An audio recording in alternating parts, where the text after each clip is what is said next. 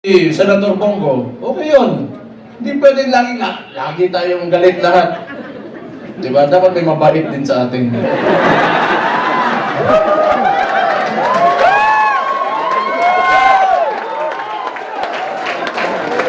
Hindi, good nature na tao si Senator Bongo. So, ano pa ba? Kumain na kayo? Ha? Gutom na, gutom! So ano, sige. So yung coalition natin, ang tawag ito, United Front. So ibig sabihin nun, from the word united, nagkakaisa tayo. Okay? So, kung kaya niyong palawakin, yung mga miyembro niyo, magpalawak tayo. Tapos yung mga sinasabi ng mainstream media, i-correct natin. Kasi binabalik nila lagi yung confidential funds ni VP Sara, and yet, sasabihin ko ulit, yung estimated loss to corruption in the Philippines right now, umaabot na sa trilyon. Trilyon! Against the 125 million na nahihirapan nga silang patunayan. Can you see how absurd that is? So, yung messaging lang, kasi wala sa atin yung mainstream media eh. You try to talk, i-correct nyo. Huwag muna kayong magalit. Be on a level na gusto nyo lang iparating yung opinion nyo at tingin nyo sa kung sino man makakausap nyo. So, mga panya lang tayo, malinis. Wag na natin gayahin yung mga putang ina, grabe ka hugaw. Dumi talaga ng politika. Ako kasi okay lang ako. Wala man akong pakialam sa sarili ko. Wala talagang pakialam ano sabihin mo. Basta ako, ginagawa ko na yung trabaho ko. Pag yung araw na tumakbo ako dyan, tapos di ako nanalo, ibig sabihin tapos na ako. Pero wag nyo, I've been experiencing this ever since I went into politics. No. Ever since Rudy Duterte became the president, the world is a nasty place. It's really nasty. So, tingin ko tama naman yung sinabi ng Vice Presidente. Magkampanya lang tayo, maayos. Kung ano man yung mga plataforma niya, pinakita niya na mga nagawa niya, yun ang sasabihin natin. Huwag na tayong pumatol, tama yun, huwag na tayong pumatol kasi ayaw ko rin. Ako na lang, gusto naman. Kadyawa na yun ng Claire. Anti-Claire. So ko, magagalit na naman yan eh. Alam ko yan. Sasagot na naman yan. Buwang.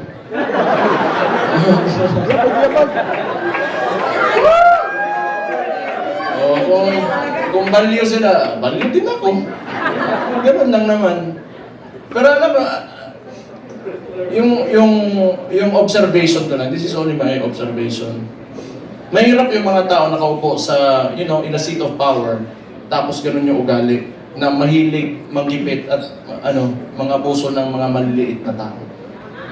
Patay tayo dyan. Mahirap yan. Kaya ako rin, gusto ko yung nilalabanan ko, malaki rin naman. Para kung makukulungan ako, matatanggal ako sa pagka-mayor ngayon, o mamamatay man ako, at least worthwhile yung ginawa ko at para sa samang ang Pilipino. They only pick on people na kaya nila eh. They only pick on people na kaya nila. Pero, hindi nila kaya ang masang Pilipino. That will never happen. Bukas na ang mga isipan at mga mata ng Pilipino ngayon. Bakit isa lang nagsasabi na tama? Tayo hindi ko alam.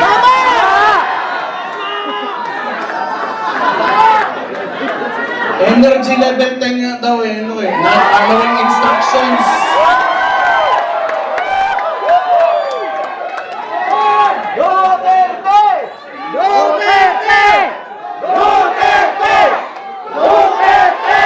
Duterte!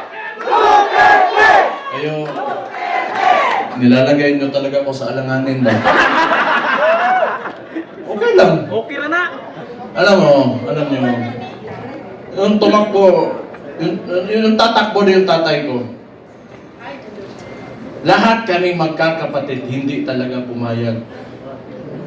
Kaya isa ring value yun. Kasi alam ko talaga, pagka nahamon yun, ibibigay niya talaga buhay niya para sa inyo. Yes! Yes! Yun ang Pangulo. Kaya hindi kami pumayag. Pero siguro, tingin ko lang, hindi ko naman pwedeng hulaan yung ano na sa isip niya, mahal niya talaga kayo at yung bayan niya. Yes! Duterte! Kaya ngayon, pagka pumupunta ako ng Netherlands doon sa detention unit, kinakausap ko, can never imagine someone would, like an actual individual in front of me that would actually give away his freedom and his life for his country.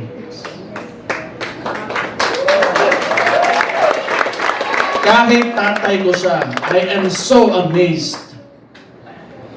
And I am very, honored that he is my father.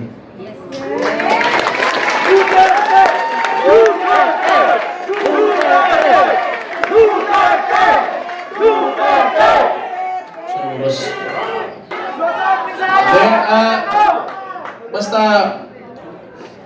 kung may problema, we have to communicate with each other. Okay? Let's just be friends lahat tayo. Huwag tayo mag-away-away. Andito ang PDP, andito ang Reform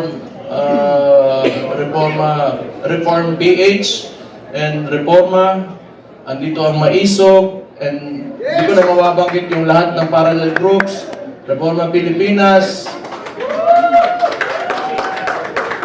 Magkaisa tayong lahat. It's time to move. Move with positivity and optimism. Let go of yourselves. Give your all for the country. Lahat ng gagawin natin, hindi para sa atin, kundi para sa bayan natin. Let's make this happen. 2 taon, 2028 na. Kaya natin to.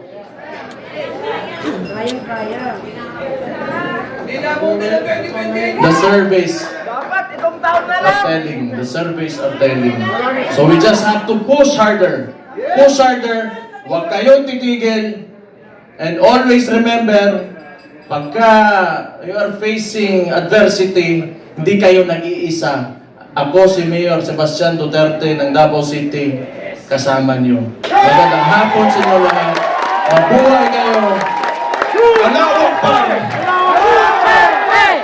Mabuhay ang Pilipinas. Mabuhay si Vice President Inday Sara Duterte. Maraming salamat and God bless you all. Alright, thank you so much, Mayor Basten Duterte! Maraming Mayor, may we request you to please take the middle seat. Grabe, the weight of his words is simply amazing.